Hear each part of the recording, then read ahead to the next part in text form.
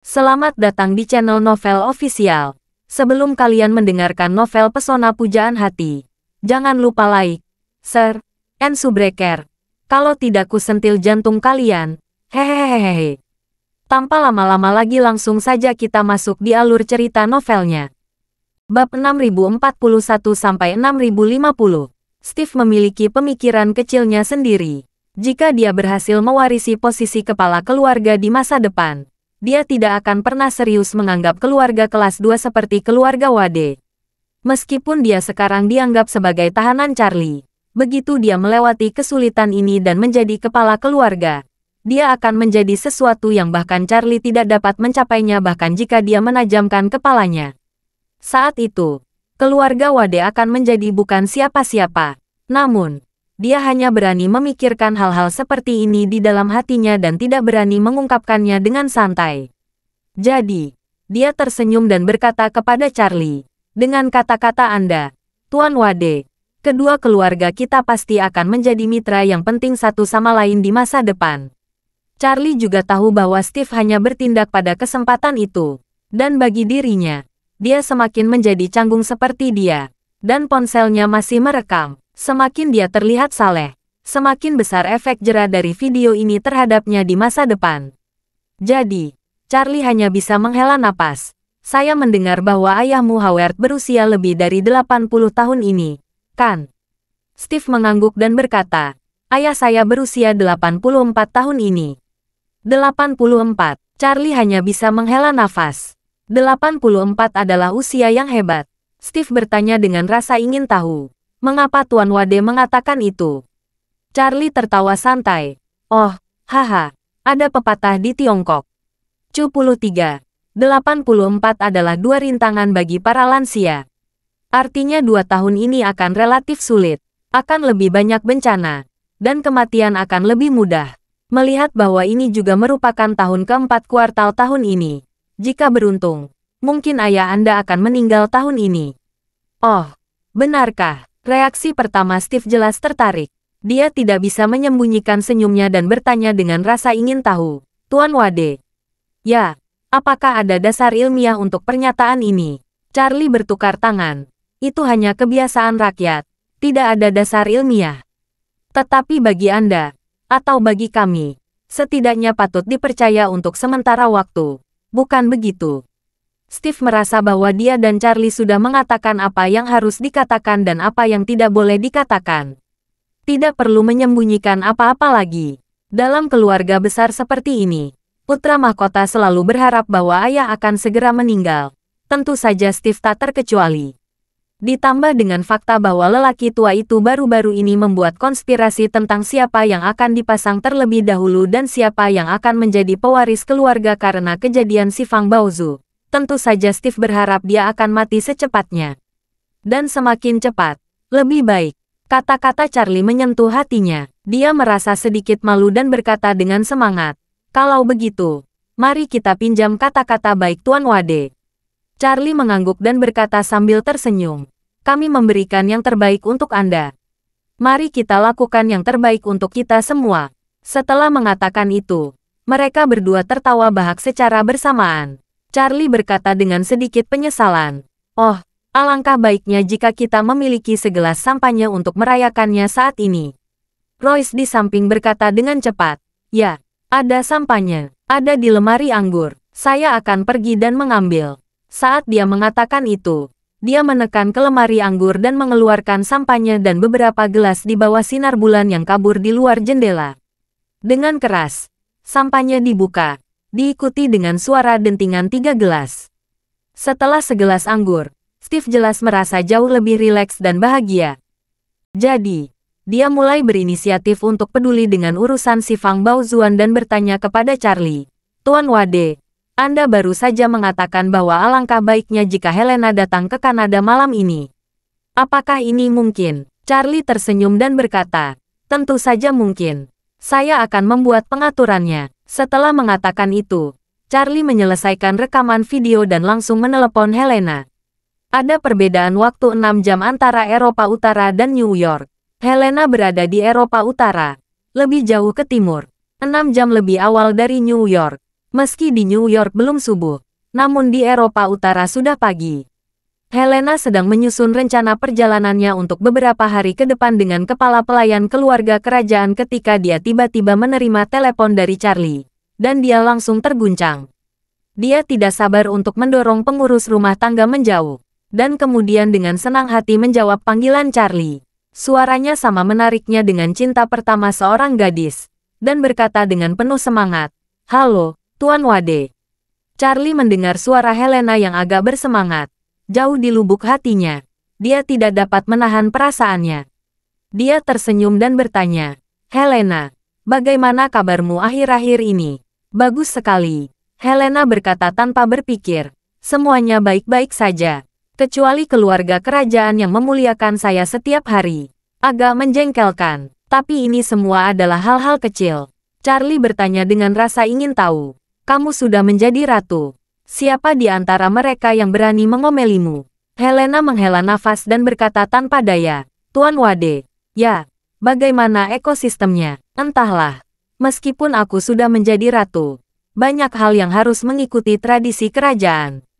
Mereka seperti anggota kongres, menanyakan segala macam pertanyaan sepele setiap hari. Tidak peduli apa yang aku kenakan, apa yang aku makan, dan siapa yang aku temui. Apa yang aku bicarakan. Yang paling menyebalkan adalah mereka masih harus membatalkan pernikahanku. Mereka terus mengomeliku setiap hari. Dan itu sangat menyulitkan sampai mati." Charlie bertanya penasaran. "Ratu juga dipaksa menikah dengan keluarga kerajaan. Lebih dari itu adalah pernikahan paksa." Helena mengeluh. "Sekarang mereka semua ingin menculik seorang pangeran kerajaan dari negara lain untuk dinikahkan denganku. Yang paling mereka khawatirkan adalah garis keturunan bangsawan tidak dapat diwariskan. Tapi aku tidak peduli. Sebenarnya tidak ada orang yang berhasil. Biarkan saja parlemen Nordik membatalkan monarki konstitusional langsung setelah kematian saya." Charlie tersenyum dan berkata, "Yang terbaik adalah tidak memberitahu orang lain tentang ide kamu ini. Jika tidak, kamu akan mengatakan menyimpang." Helena berkata dengan hati-hati, "Saya kenal Tuan Wade. Saya hanya akan memberitahu Anda hal semacam ini." Charlie tersenyum dan bertanya kepada Helena, "Ngomong-ngomong, saya dengar kamu akan mengunjungi Kanada minggu depan." "Ya," Helena berkata, "ini adalah kunjungan kenegaraan yang diatur oleh pemerintah Nordik. Faktanya, tidak ada hal praktis yang perlu dibicarakan. Hal utama adalah menunjukkan dan memperkuat interaksi antara kedua negara di tingkat masyarakat dan opini publik." Charlie bertanya, "Apakah mungkin memajukan waktu yang hilang?" "Memajukan waktu?" tanya Helena penasaran. "Mengapa Tuan Wade menanyakan hal itu? Apakah kamu juga akan segera pergi ke Kanada?" Charlie tidak menyembunyikannya darinya dan berkata langsung, "Saya sedang berada di Amerika Serikat. Ini ada sedikit masalah. Saya harus kembali ke Tiongkok melalui Kanada. Kalau kamu bisa datang ke Kanada sesegera mungkin, saya bisa lolos." Ketika Helena mendengar ini, dia berkata tanpa ragu-ragu tanpa bertanya tentang situasi spesifiknya, "Jangan khawatir, Tuan Wade. Saya akan berusaha sebaik mungkin untuk berangkat ke Kanada secepat mungkin. Lebih cepat lebih baik." Setelah mengatakan itu, dia melihat waktu dan berkata, "Tuan Wade, mohon tunggu sebentar. Saya akan melakukan konfirmasi dengan mereka." Secara umum, kunjungan di tingkat diplomatik diadakan dengan ketat. Karena menyangkut masalah seperti jadwal waktu dan persiapan keamanan bagi kedua belah pihak. Tidak mudah untuk mengubah waktu. Namun situasi Helena saat ini agak istimewa. Meskipun dia diperlakukan sebagai ratu nasional dalam hal perlakuan, pada kenyataannya dia adalah maskot pertama di Eropa Utara. Selain itu, dia di sini bukan untuk membicarakan sesuatu yang penting. Dia di sini terutama untuk menunjukkan wajahnya saja. Berjalan-jalan di tengah masyarakat, dan mendapatkan niat baik dari kedua belah pihak. Oleh karena itu, tidak akan memakan terlalu banyak waktu dan tenaga para pejabat senior Kanada. Dan penempatannya akan sederhana dan tidak akan terlalu merepotkan. Apalagi Helena datang ke Kanada kali ini. Dia diundang oleh Kanada. Bahkan itinerari dan rutenya sangat menghormati keinginan pribadinya. Sehingga dia memiliki inisiatif yang jauh lebih besar dalam hal ini. Alasan Helena memiliki inisiatif yang begitu besar terutama karena dia memiliki beberapa kelebihan yang besar. Keuntungan pertama adalah dia sangat cantik. Melihat seluruh keluarga kerajaan Eropa, tidak ada yang bisa menandinginya. Bahkan Dewi tercantik di Hollywood di masa lalu. Dia tidak kalah dengan siapapun. Keuntungan kedua adalah dia masih muda, penuh energi positif, dan memiliki temperamen yang sehat dan ceria. Melihat selebritis Eropa dan Amerika, siapa yang tak punya sedikit kalangan sejarah kelam? Ada yang pernah menggunakan narkoba, selingkuh, pergaulan bebas, pemukulan, di penjara, bahkan pernah terlibat di dunia bawah. Tidak berani mengatakan seluruh kelas atas di Eropa dan Amerika adalah sarang ular dan tikus, tapi setidaknya mereka juga 5 tipe orang beracun. Beginilah cara Helena berbeda. Dia dilahirkan dalam keluarga kerajaan dan menerima pendidikan bangsawan sejak dia masih kecil. Ketika orang lain mencapai usia pemberontak dan mulai mencari kebebasan, orang tua meninggal satu demi satu. Dia harus berhati-hati untuk memenangkan hadiah terbatas dalam keluarga kerajaan yang kejam ruang hidup. Ini juga berarti bahwa dia belum pernah melalui tahap pemberontakan. Ketika putri-putri lainnya berada dalam fase pemberontakan, mereka semua mengadakan pertemuan, pergi ke klub malam, merokok, atau bahkan mengonsumsi ganja. Tetapi Helena adalah satu-satunya yang tidak memiliki kebiasaan hamil apapun, dan dia masih sempurna bahkan sampai hari ini. Citra energi positif yang begitu sempurna bahkan dapat bertahan dari pengawasan para pembela HAM yang bertele-tele. Gadis seperti itu sangat jarang apalagi di keluarga kerajaan, bahkan di masyarakat kelas atas di Eropa dan Amerika, sehingga Helena sangat dicintai oleh penggemar dari segala usia.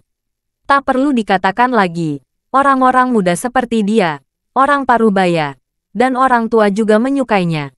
Mereka berpikir bahwa jika mereka memiliki anak perempuan, mereka harus bermurah hati, tanpa celah, dan mengembangkan diri seperti dia. Dan tentu saja anak-anak mereka menyukainya. Setiap anak memiliki seorang pangeran dan ratu. Dongeng memimpikannya seorang putri yang jauh lebih realistis untuk menyukai Helena daripada menyukai Putri Elsa. Apalagi jika anak-anak menyukai Helena, mereka akan sangat dikenal oleh orang tuanya. Mereka merasa bahwa ini adalah idola yang paling positif dan paling layak disukai masyarakat saat ini. Dapat dikatakan bahwa kemampuan Helena dalam menumpuk buff tidak kalah pengaruhnya dengan seorang waria gay di Amerika Serikat yang merupakan minoritas kulit berwarna, memiliki gangguan kognitif gender, sangat tertarik pada perlindungan lingkungan, dan pemahaman vegetarianisme. Dan justru karena buff di tubuhnya terus-menerus ditumpangkan, Helena menjadi sangat populer di benak orang biasa. Di dunia online saat ini, 8 dari 10 selebritas internet teratas dengan lalu lintas tertinggi adalah setan, hantu, dan monster. Menjadikan Helena sebagai aliran jernih di antara aliran bersih hanyalah sebuah berkah bagi seluruh dunia. Oleh karena itu, Helena telah lama menjadi papan atas selebriti secara global, sehingga negara-negara Eropa dan Amerika sangat antusias untuk mengundangnya berinteraksi dengannya di negaranya masing-masing. Terus terang, itu hanya untuk memanfaatkan lalu lintas dan popularitasnya. Kunjungannya ke Kanada kali ini hanya karena beberapa undangan dan jadwal dari pemerintah Kanada. Untuk mengizinkan Helena datang ke Kanada, pemerintah Kanada bahkan secara diam-diam memberikan kebijakan preferensi perdagangan untuk Eropa Utara, yang bisa dikatakan penuh ketulusan. Karena Kanada terburu-buru mengundang, Helena akan lebih berinisiatif dalam menyesuaikan waktu untuk sementara. Meskipun saat ini Kanada sedang gelap, para pejabat yang secara khusus bertanggung jawab atas kunjungan Helena ke Kanada segera melaporkan masalah tersebut ke tingkat tertinggi setelah menerima pemberitahuan singkat dari keluarga kerajaan. Helena tidak secara eksplisit mengatakan bahwa dia ingin datang ke Kanada lebih awal. Dia hanya memberitahu Kanada bahwa dia memiliki beberapa masalah kecil dalam pemeriksaan fisiknya. Dokter kerajaan mengatur agar dia menerima perawatan minggu depan, dan kemudian memberi Kanada pilihan. Dia bisa datanglah lebih awal, atau harus ditunda hingga tahun depan. Pihak Kanada tentu saja tidak mau melewatkan kesempatan baik ini untuk mendapatkan trafik dan niat baik. Jadi setelah berdiskusi singkat, mereka langsung menyetujui permintaan Helena untuk mengubah waktu. Jadi, Helena segera menelepon Charlie kembali. Begitu panggilan masuk, dia dengan bersemangat berkata kepada Charlie, "Tuan Wade, saya telah berkomunikasi dengan pemerintah Kanada. Mereka menyetujui permintaan saya untuk berkunjung lebih cepat. Dalam 3 jam, pada pukul 7 pagi waktu setempat di Kanada, keluarga kerajaan Nordik dan pemerintah Kanada akan mengumumkannya ke dunia luar pada waktu yang sama. Charlie sangat gembira dan bertanya dengan cepat, "Lalu kapan kamu akan berangkat ke Kanada?" Helena bersemangat. Dia berkata, "Saya sudah meminta kru untuk bersiap. Keluarga kerajaan dan diplomat masih melakukan persiapan yang relevan. Kami bisa lepas landas paling cepat dalam 4 jam." Charlie tiba-tiba menghela nafas lega dan berterima kasih. "Terima kasih Helena. Kamu sangat banyak membantuku kali ini." Rencana perjalanan Helena akan diumumkan secara resmi dalam beberapa jam.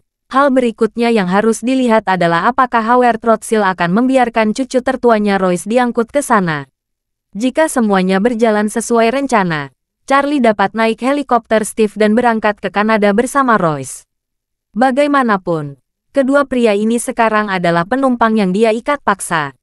Dia tidak perlu khawatir mereka membocorkan rahasia sama sekali. Dia bahkan dapat menggunakan kerjasama ini untuk terus memanipulasi mereka di masa depan.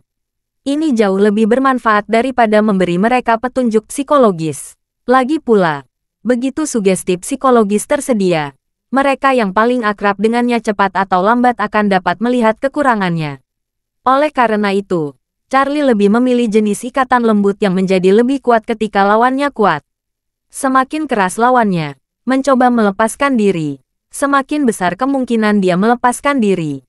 Semakin kuat ikatannya, Steve dan Royce terkejut saat melihat Charlie menyelesaikan panggilan telepon dengan Helena. Mereka tidak menyangka Ratu Helena dari Eropa Utara, yang begitu sibuk sehingga Perdana Menteri dan Presiden dari berbagai negara mengantri untuk membuat janji kunjungan, akan dipanggil oleh Charlie di depan mereka. Melihat suasana di mata mereka, Charlie menunjuk ke arah Royce dan berkata kepada Steve, ketika berita tentang kunjungan awal Helena ke Kanada dirilis, "Jika Howard tidak membiarkan putra Anda pergi ke Kanada, saya akan menanyakan satu-satunya pertanyaan kepada Anda." Steve buru-buru berkata, "Tuan Wade, tolong jangan khawatir. Orang tua itu lebih peduli tentang masalah ini daripada aku." Sambil berkata, dia melanjutkan, "Anda tidak tahu, 2 orang di keluarga Rothschild kami ini, selama 300 tahun terakhir, ada keinginan yang telah bekerja keras selama bertahun-tahun tetapi tidak pernah terwujud, yaitu menikah dengan keluarga kerajaan Eropa. Meskipun Helena sangat terkenal, keluarga kerajaan Nordik selalu mengalami kesulitan keuangan dan penduduknya tidak cukup sejahtera. Situasi secara keseluruhan sungguh suram, seperti beberapa selebritas internet yang sangat terkenal tetapi bergantung pada orang lain. Meskipun mereka sangat populer, mereka tidak menghasilkan banyak uang. Untuk membeli rumah, mereka harus meminjam uang dari bos mereka. Orang tua merasa bahwa situasi ini paling menguntungkan bagi kami. Karena keluarga kerajaan di Eropa semuanya sama. Selama mereka punya sedikit uang, bangsawan akan lebih tinggi dari siapapun.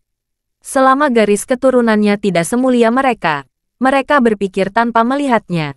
Kami meminta mereka untuk menikah dengan kami. Tetapi mereka rakus akan uang kami dan meremehkan latar belakang kami sebagai tidak cukup mulia. Hanya ketika mereka dalam kesulitan dan bahkan tidak dapat mempertahankan penampilan dasar aristokrat mereka, hanya keluarga plutokrat seperti kita yang memiliki kesempatan. Charlie mengangguk dan berkata dengan tenang, "Analisis Anda memang masuk akal. Tapi apakah situasi sebenarnya seperti ini? Kita akan segera mengetahuinya." Saat dia mengatakan itu, dia melihat keluar jendela. Saat ini, langit di luar sudah gelap. Malam sebelum fajar lebih gelap dibandingkan tengah malam. Charlie merasa sudah waktunya untuk mengambil si Fang Baozu. Terlepas dari apakah Howard akan membiarkan Royce pergi ke Kanada, dia harus mendapatkan si Fang Baozuang terlebih dahulu. Namun saat ini ada ratusan orang di luar yang sedang menatap ke arah manor keluarga Cole. Cara mendapatkan si Fang Baozu secara diam-diam memerlukan pertimbangan yang matang. Setelah berpikir sejenak, Charlie mengamati Heng di sekitarnya dan berkata, "Heng, akan segera ada pergerakan di villa keluarga Cole. Lalu beritahu semua orang bahwa seseorang mungkin telah memasuki keluarga Cole melalui jalan rahasia, sehingga semua orang segera mengangkutnya untuk menangkapnya.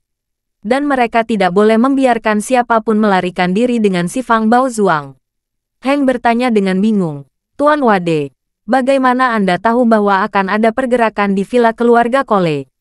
Charlie berkata dengan ringan. Saya pasti akan melakukannya jika saya mengutarakan. Hank berkata dengan cepat.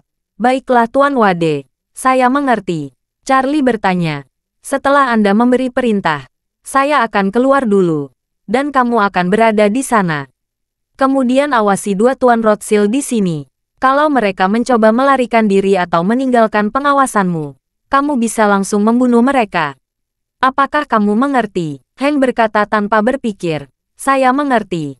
Charlie mengangguk, lalu berjalan ke jendela dan melihat ke rumah keluarga Cole, di mana hanya garis luar yang terlihat dalam kegelapan. Dengan pikiran diam, sejumlah besar energi spiritual terpisah dari tubuh, menuju villa keluarga Cole seperti angin dan sisa awan. Detik berikutnya, villa keluarga Cole begitu sunyi hingga tidak ada suara yang sama sekali. Tiba-tiba terdengar suara berderak, seperti suara banyak produk kaca dan logam yang jatuh ke tanah. Hal ini membuat staf yang menyatukan keluarga Cole tiba-tiba gemetar. Suara yang sangat bersemangat segera datang dari intercom Hank. Bos, ada sesuatu yang terjadi di villa keluarga Cole. Hank berkata dengan cepat. Ups, mungkin saja. Keluarga Cole kembali melalui jalan rahasia yang tidak kita ketahui. Cepat, tangkap mereka sebelum mereka mengambil si Fang Baozu. Semuanya, segera masuk. Siapapun yang dapat menangkap orang itu akan diberi hadiah 10 juta dolar AS. Siapapun, jika Anda dapat menemukan bangunan harta karun persegi, Anda akan diberi hadiah 100 juta. Begitu kata-kata ini keluar, hampir semua orang menjadi gila dan keluar dari tempat persembunyian mereka dan mengangkut ke manor keluarga Cole seperti anjing gila. Meskipun mereka bekerja untuk keluarga Rothschild, mereka bukanlah talenta kelas atas. Gaji tahunan mereka rata-rata hanya beberapa ratus ribu dolar AS. Gaji tahunan beberapa posisi kelas bawah hanya menghabiskan atau 200 ribu dolar AS. Sekarang tiba-tiba ada orang yang menyimpan ribuan dolar. Peluang bernilai puluhan ribu bahkan ratusan juta dolar ada di depan kita. Siapapun yang berubah pasti gila. Terlebih lagi, ini bukan karena mereka meninggalkan postingannya tanpa izin, tapi karena Hank memberi isyarat kepada mereka, sehingga mereka semua tahu di dalam hati bahwa saat ini, mereka sedang berlomba untuk melihat siapa yang bisa berlari lebih cepat.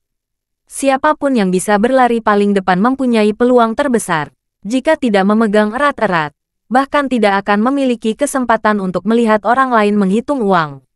Oleh karena itu, orang-orang ini semua berlari mati-mati menuju bagian dalam villa keluarga Cole, karena takut kesempatannya dirampas. Ketika orang-orang ini melakukan rekonstruksi ke rumah keluarga Cole seperti orang gila, Charlie berbalik dan menatap Hank. Dia berkata dengan dingin, mulailah dari mereka berdua. Tidak ada yang diizinkan untuk melihat keluar jendela. Hank segera berkata, baiklah, Tuan. Setelah mengatakan itu, pistol diangkat dan diarahkan ke Steve dan putranya. Charlie memanfaatkan malam itu dan melompat keluar jendela, mengikuti kemacetan dan pengangkutan menuju manor keluarga Cole. Namun, Charlie berbeda dari yang lain. Karena pergerakan sebelumnya datang dari dalam villa, mereka semua dipindahkan menuju villa utama di tengah istana keluarga Cole. Hanya Charlie yang segera berhenti ketika dia sampai di gerbang istana Zhou. Dia membagi energi spiritual menjadi dua saluran dan menyebarkannya. Satu saluran energi spiritual menyebar untuk memastikan tidak ada yang memperhatikannya. Saluran energi spiritual lainnya langsung menyatu menjadi dua singa batu besar dan perkasa di pintu masuk dari istana. Segera, Charlie menemukan kompartemen tersembunyi di dalam salah satu singa batu. Kompartemen tersembunyi ini terletak di dasar singa batu. Dapat dikatakan bahwa seluruh singa batu itu seperti penutup, menutupi kompartemen tersembunyi ini dengan rapat. Kecuali jika peralatan pendeteksi yang sangat profesional digunakan, tidak mungkin untuk penempatan. Hal yang luar biasa tentang masalah ini adalah intuisi dan pemikiran keluarga Rothschild dan semua staf memberitahu mereka bahwa jika benda ini ada di keluarga Cole, itu harus berada dalam lingkup rumah keluarga Cole, dan ruang lingkup rumah keluarga Cole. Itu di dalam gerbang dan tembok keluarga Cole. Tapi gerbang rumah keluarga Cole dilewati oleh intuisi mereka. Mereka secara landasan percaya bahwa barang-barang yang disembunyikan pasti berada di tempat paling tersembunyi di dalam rumah, bukan di depan pintu. Oleh karena itu, Dari awal hingga akhir, keluarga Rothschild tidak melakukan pengujian apapun di luar gerbang. Halaman, khususnya villa, sudah berkali-kali terdeteksi oleh mereka dengan menggunakan berbagai peralatan. Apa yang dilakukan Raymond adalah melakukan yang sebaliknya. Jika tidak, dimanapun dia menyembunyikan si Fang Baozuang di rumahnya, keluarga Rothschild pasti akan diposting. Mengenai kapan mengetahuinya, itu hanya masalah waktu atau segera masalah lambat. Jadi, tanpa ragu-ragu, Charlie berjalan cepat menuju Singa Batu, mentransfer energi spiritualnya ke lengan dokumen, dan akhirnya mengangkat Singa Batu itu dengan satu tangan. Kompartemen rahasia pangkalan tiba-tiba terlihat di dekatnya, dan di dalamnya terdapat kotak kayu rosewood yang sangat indah. Charlie tahu bahwa yang disimpan di dalam kotak kayu ini adalah si Fang Baobang dan kata pengantar buku apokaliptik. Untuk menyelesaikan misi dengan cepat, Charlie tidak segera membuka kotak kayu itu. Dia hanya sebentar menyisir dalamnya dengan energi ki spiritualnya, dan langsung merasakan dua benda yang tergeletak di dalamnya. Salah satunya, sebuah buku tebal. Charlie menduga itu mungkin salinan dari kata pengantar buku apokaliptik. Yang lainnya, sebuah benda yang terbuat dari logam mirip stupa. Setelah memastikan barang-barang tersebut tidak bermasalah, Charlie secara keseluruhan ingin menarik kembali kesadarannya dan segera membawa barang-barang itu meninggalkan perkebunan keluarga Cole. Namun, ketika energi ki spiritual Charlie menyapu seluruh stupa pada saat yang sama, stupa itu seolah-olah juga merasakan keberadaannya. Kemudian, Charlie merasakan energi ki spiritualnya ditarik secara tiba-tiba oleh stupa itu. Yang lebih mengejutkan dan tidak terduga oleh Charlie, energi ki spiritualnya dikendalikan oleh kesadaran pikiran, yang setara dengan perluasan tak terlihat dari kesadaran pikiran, sehingga ketika energi ki spiritualnya diserap oleh stupa, sekaligus itu juga membawa pergi seutas kesadaran pikiran dari lautan spiritualnya secara paksa. Pada saat itu, Charlie merasakan dunia di hadapannya seolah-olah berada dalam keadaan kacau, di mana muncul hanya kegelapan yang terlihat, kecuali ada cahaya samar di depannya. Di dalam kekacauan ini, tidak ada apapun. Seolah-olah kabut abu-abu yang menakutkan dengan rasa sesak menindas. Seiring dengan itu, Charlie merasakan guncangan di dekatnya. Bahkan tanah pun terus bergetar. Saat dia bingung tidak tahu harus berbuat apa, tiba-tiba tanah retak terbelah-belah dan cahaya emas yang menyilaukan menembus celah-celah itu. Pada saat itu, dunia sekitar Charlie berguncang hebat. Dan yang membuatnya tidak percaya adalah sebuah menara pagoda emas 4 sisi tiba-tiba muncul dari celah retakan. Pagoda emas ini bersinar dengan cahaya emas. Lambat laun semakin banyak bagian yang muncul terungkap ke atas tanah dan semakin bersinar cahaya emasnya. Charlie, sedari awal mulai melihatnya dari pucuk pagoda, lalu menyaksikan pagoda tersebut tumbuh menjulang semakin tinggi. Bahkan kini ketika dirinya berdiri di bawah kaki menara dan ketika mendongak melihat ke atas, puncak pagoda sudah tidak bisa terlihat lagi.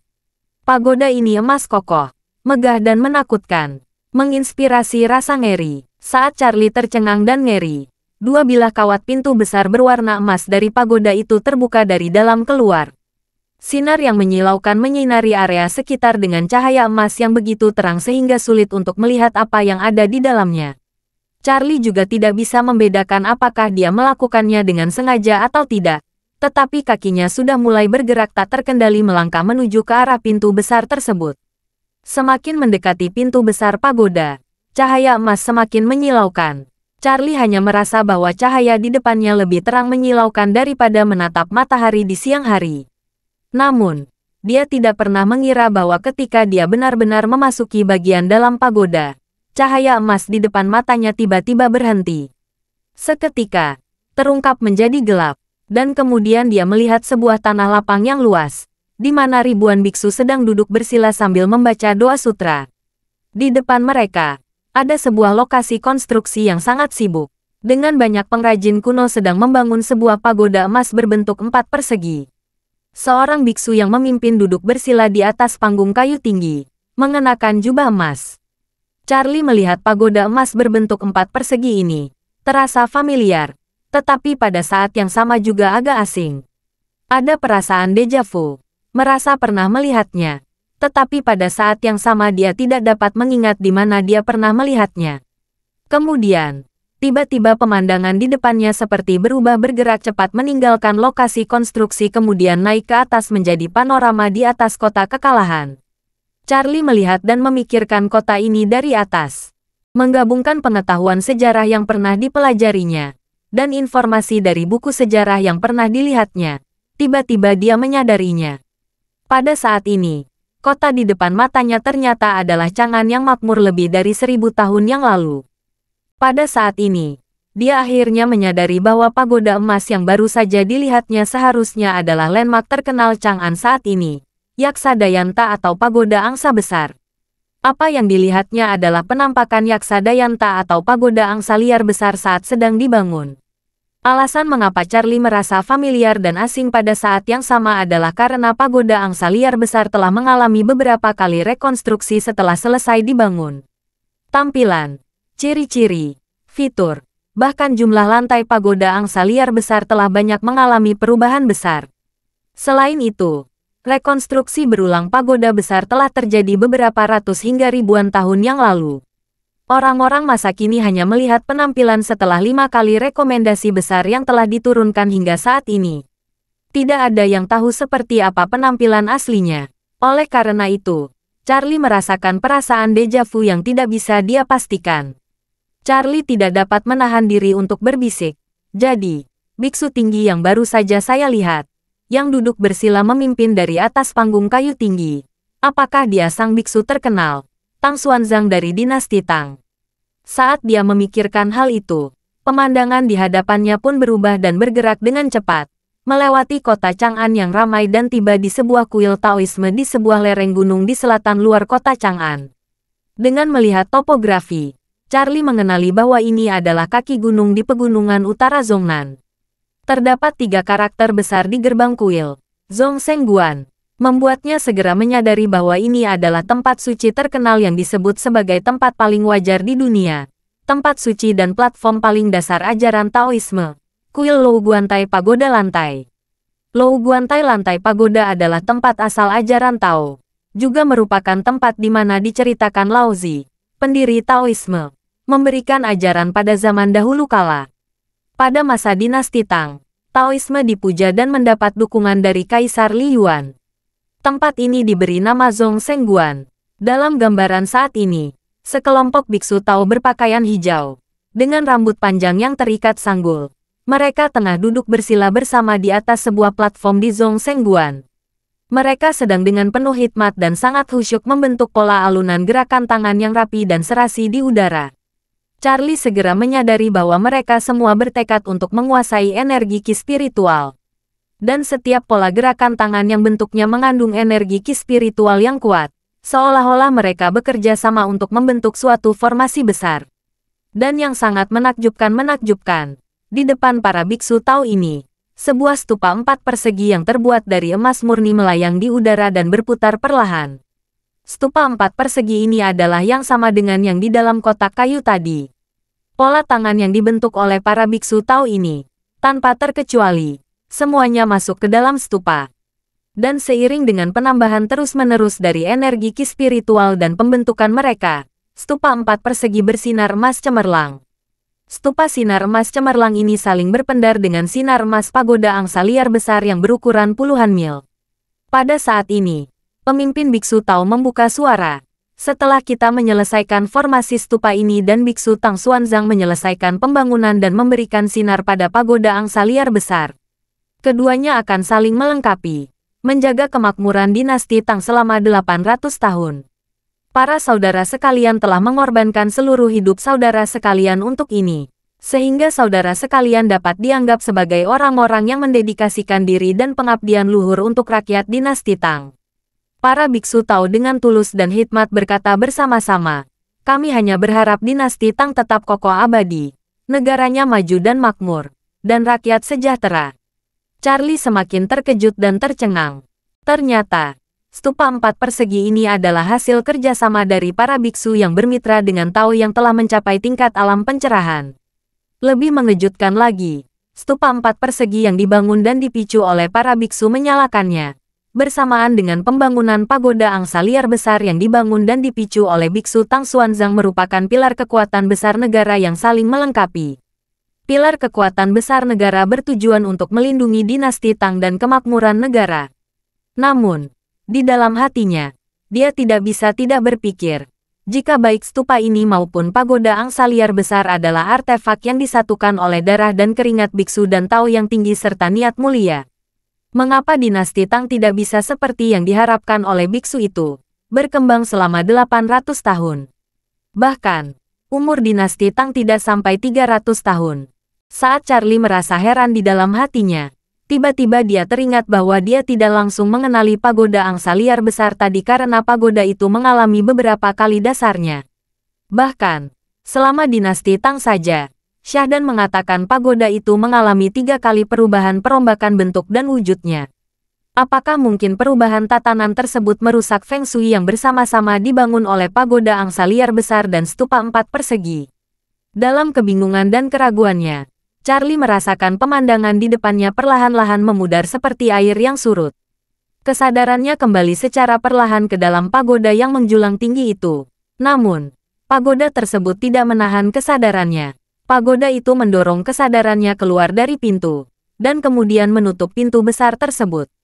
Seluruh pagoda perlahan-lahan roboh runtuh kembali ke dalam bawah tanah, dan segala sesuatu di sekitarnya kembali menjadi kekacauan seperti awal. Yang tidak diperhatikan oleh Charlie adalah bahwa pada saat pagoda runtuh kembali ke dalam tanah, pagoda itu meninggalkan seutas kesadaran. Seutas kesadaran milik pagoda ini langsung masuk melebur ke dalam seutas kesadaran pikiran Charlie tanpa sepengetahuannya dan kini menyatu dengan kesadaran pikiran sepenuhnya. Saat kesadarannya kembali ke tubuhnya, Charlie langsung terbangun. Meski perasaan keluar tubuh tadi terasa sangat lama, namun nyatanya hanya berlangsung sesaat. Charlie, yang ketakutan, mengeluarkan kotak kayu itu tanpa sempat membujuk.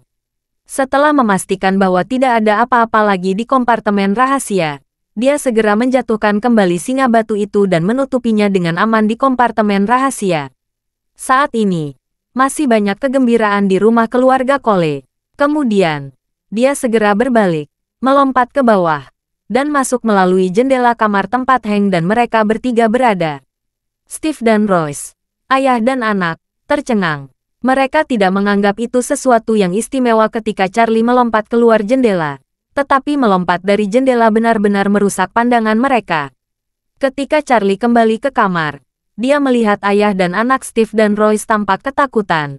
Dan berkata kepada Hank, minta mereka untuk berbalik, dan kamu berbalik dan menatap mereka. Siapapun yang berani melihat ke belakang secara diam-diam akan terbunuh. 1 tembakan gagal. Hank langsung berkata, baik Pak. Steve hampir pingsan, dan berkata dengan sungguh-sungguh, Tuan Wade, kami sudah menjadi mitra. Anda tidak perlu terlalu mempercayai kami. Saya tahu bahwa apa yang Anda dapatkan pasti berupa bangunan harta karun berbentuk persegi, tapi saya pasti tidak akan melakukannya. Jika setengah kata pun bocor ke publik, Anda tidak perlu membiarkan Hank menodongkan pistol ke kepala kami sepanjang waktu. Marvin bertanya kepadanya, apakah Anda mengajari saya cara melakukan sesuatu? Steve sangat ketakutan sehingga dia membukanya dan berkata, jangan berani, jangan berani. Setelah mengatakan itu, dia segera mengubah wajahnya, tidak berani melihatnya lagi. Charlie membuka kotak kayu itu dan melihat bangunan harta karun bersisi 4 di dalamnya. Dan dia tidak bisa menahan rasa kagum di dalam hatinya. Bangunan harta karun ini bertahan sama dengan yang baru saja saya lihat dengan kesadaran saya. Mungkinkah itu, bahwa kesadaranku baru saja masuk ke sini? Dengan pemikiran di benaknya, Charlie mengulurkan tangan dan dengan lembut mengangkat si Fang Baozu. Bagian utama pilar harta karun ini terbuat dari emas. Memang tidak semewah yang khusus digunakan untuk menyimpan relik, namun memancarkan keagungan yang tak terlukiskan di mana-mana. Baru saja mengalami pengalaman keluar tubuh, Charlie tahu bahwa pilar harta karun 4 sisi di tangannya lebih dari sekadar senjata ajaib.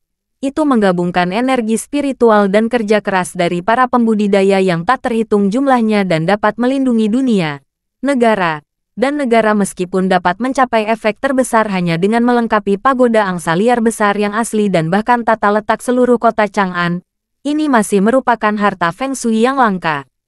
Keluarga Rothschild telah makmur selama 200 tahun, dan pasti terkait erat dengan si Fang Baozhu.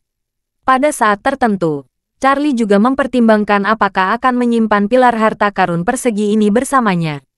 Bagaimanapun, itu disempurnakan dengan upaya sungguh-sungguh dari banyak orang bijak. Mungkin dia dapat menemukan lebih banyak rahasia budidaya yang mendalam darinya. Namun detik berikutnya, dia menyerah. Si Fang Baozuang pada awalnya dibangun oleh orang bijak untuk Tiongkok. Tidak hanya satu orang yang dapat dianggap sebagai miliknya. Dan dia pasti tidak memiliki gagasan seperti itu.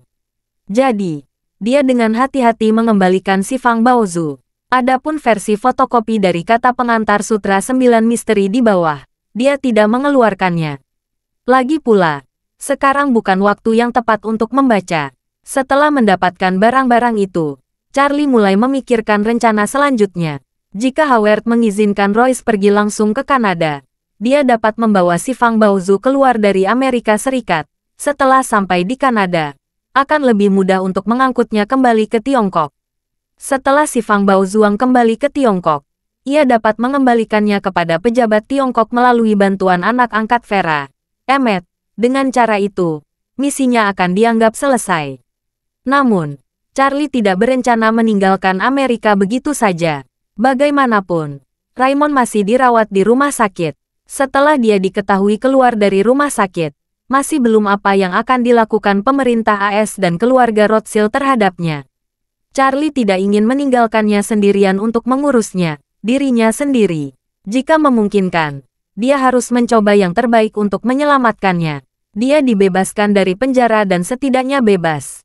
Pada saat yang sama, Heng mengarahkan sekelompok orang untuk menggali ke rumah keluarga Cole dan meminta rumah keluarga Cole, tetapi tidak dapat menemukan jejak penyusup. Namun yang membuat mereka bingung adalah baru saja terjadi piknik di dalam villa keluarga Cole, dan banyak perabotan serta dekorasi yang memang rusak. Sepertinya ada yang pernah ke sini. Kalau tidak, bagaimana mungkin villa dengan pintu dan jendela tertutup tiba-tiba diganggu? Sesuatu jatuh ke lantai dengan bunyi dentang. Namun ada yang aneh. Benda-benda tersebut benar-benar terlihat seperti seseorang dengan kasar melemparkan segala sesuatunya ke tanah. Namun belum lagi kehadiran orang. Bahkan tidak ditemukan satupun jejak kaki di lokasi kejadian. Beberapa informan Howard segera melaporkan hal ini kepada Howard. Ketika Howard mendengar berita itu, dia tiba-tiba menjadi gugup dan gemetar. Dia segera menelepon Heng. Dan ketika Heng melihat panggilannya, dia segera melihat ke arah Charlie dan meminta instruksi. Tuan Wade, ini panggilan Howard. Bolehkah saya menjawabnya? Charlie mengangguk. Ambillah. Dia mungkin ingin bertanya padamu tentang detail tindakanmu. Katakan saja padanya bahwa kamu memang mendengar suara di dalam, tapi tidak ada yang ditangkap. Jika dia bertanya tentang pemadaman listrik, kamu bisa lebih-lebihkan. Katakanlah. Ingatkan dia sehalus mungkin bahwa mungkin ada tahi lalat di dalam keluarga Rothschild. Heng berkata tanpa berpikir.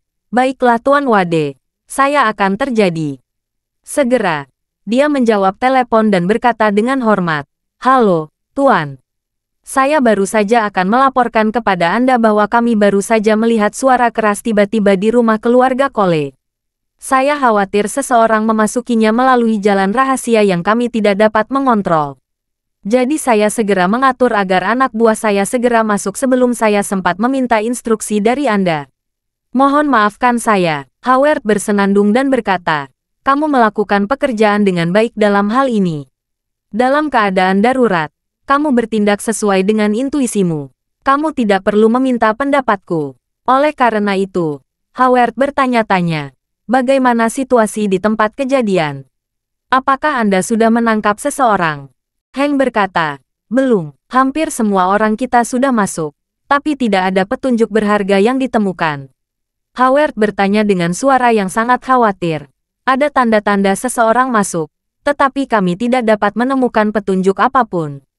Jika ini terjadi, kemungkinan besar seseorang menuduh rumah keluarga Cole melalui jalan rahasia yang tidak kami ketahui. Dan kemudian diam-diam meninggalkan rumah keluarga Cole. Terima kasih sudah mendengarkan cerita novel Pesona Pujaan Hati. Sampai jumpa di novel selanjutnya.